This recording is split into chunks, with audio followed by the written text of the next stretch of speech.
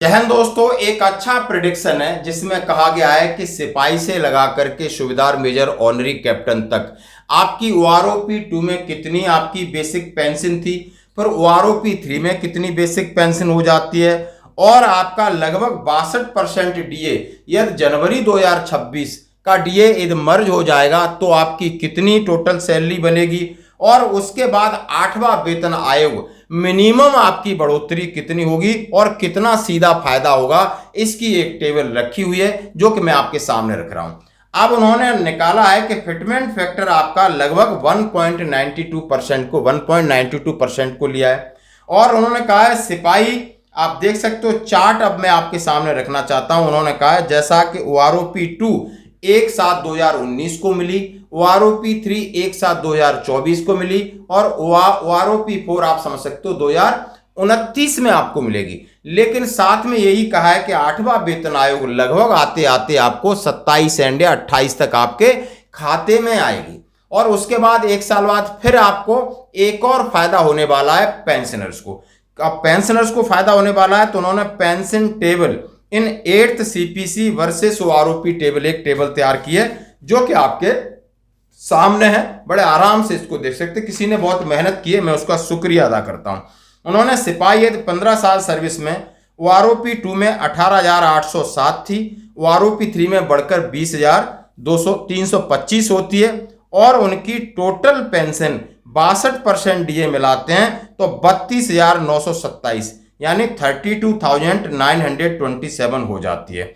अब ये कह रहे हैं सीधा सीधा, अब उनका जो फिटमेंट फैक्टर 1.92 उससे 39,024 उसकी बनती है। एक सिपाही 15 साल वाला है, अब उसकी टोटल बढ़ोतरी होती है 6,098 यानी 6,098 बढ़ोतरी होती है।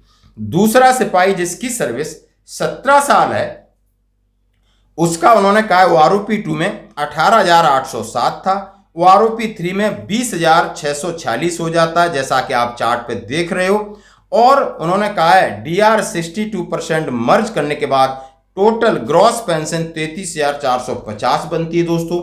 अब उसको यदि सीधा फिटमेंट फैक्टर का लाभ से 8वें वेतन आयोग में जो लाभ मिलेगा वो 39,689 होगा और उसकी बढ़ोतरी होगी 6,239। अब मैं बात करूंगा सिपाही यदि 19 साल वाला है, उसका भी ओआरओपी 2 में 18,807 था, बल्क ओआरओपी 3 में बढ़कर के 21,462 हो जाता है। अब उसको यदि 62% डीए के मिला करके उसकी ग्रॉस पेंशन 34,709 बनती है। अब उसको यदि 8वें वेतन आयोग में मिनिमम फायदा वो कह रहे हैं 41,118 होता है और उसकी टोटल बढ़ोतरी 6,428 पे होती है। तो अभी आपने देखा सिपाही का सर्विस उसकी थी 15 साल, 17 साल और 19 साल। आइए दोस्तों अब देखते हैं नायक हैं, यदि आपकी 17 साल सर्विस है तो आपको ओआरओपी 2 में बेनिफिट था 20,107 का, ओआरओपी 3 में वो बढ़ करके 21,888 होता है और उसको 62% का डीए मिला के टोटल आपकी पेंशन 35,461 बन जाती है। 35,461 से अब 8वें वेतन आयोग में कितना उछाल आएगा यानी 41,909 यानी 6,446 की बढ़ोतरी दर्शाई गई है।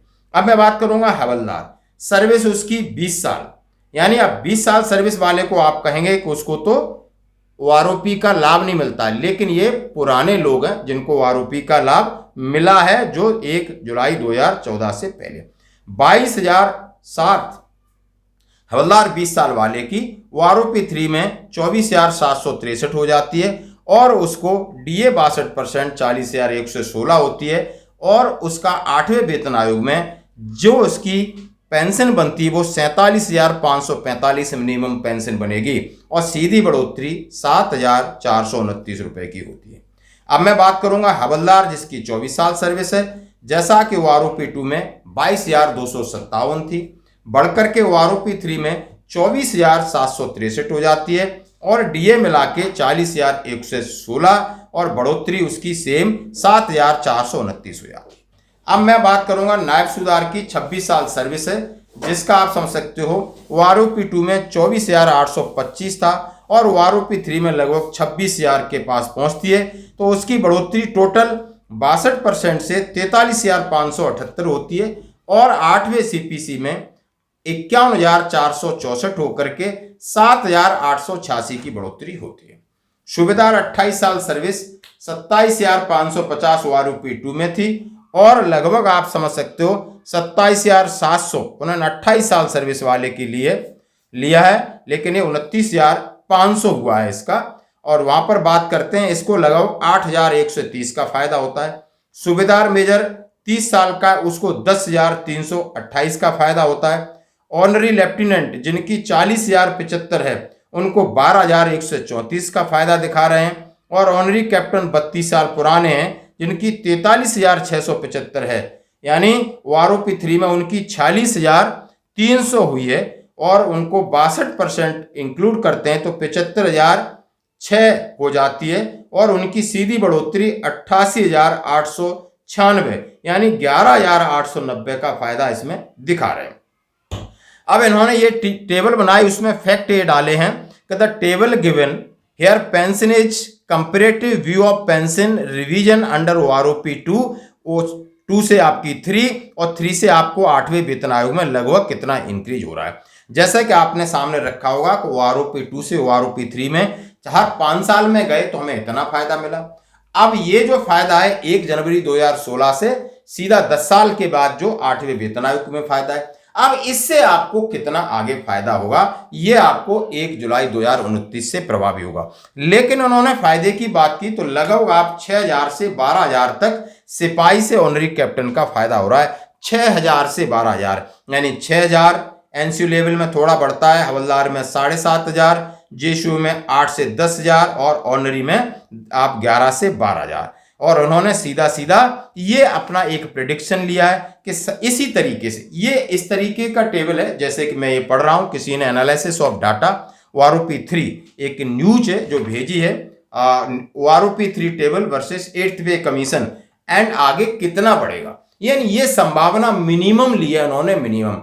तो हम ये कह सकते हैं कि यदि आप जितनी भी आप पेंशन ले रहे हो बेसिक पेंशन से मिनिमम यदि आपको फायदा लेना है 1.92% होगा जो कि आपकी 20% बढ़ोतरी को दर्शा रहा है। इसके साथ मैं आपके सीधा सीधा रखना चाहता हूं, यदि आपको 25% फायदा मिलता है तो फिटमेंट फैक्टर डबल होगी, आपकी पेंशन डबल होगी। और जहां तक मैं इस बात को जोर दे के कह रहा हूं कि जितने भी केंद्रीय कर्मचारी संगठन के नेता हैं उन्होंने 2.1 का हिसाब बताया और हम आपको 2.08 यानी 30% मिनिमम होगी, यहां की गारंटी वो ले रहे हैं, यानी 30% होगी जैसा कि उसलिए फिटमेंट फैक्टर 2.